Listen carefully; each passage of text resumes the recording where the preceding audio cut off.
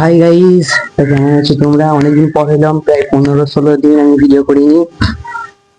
তার কারণ হচ্ছে ভাই, স্কুল আছে, প্রাইভেট আছে, তার উপরে আবার আমার ইউটিউবে রেঞ্জ কমে যাচ্ছে। আবার যেখানে আমি ভিডিও করি তো আমার পেছনের ব্যাকগ্রাউন্ডটা তোমরা দেখো, একবার পেছনের ব্যাকগ্রাউন্ডটা, ঠিক আছে?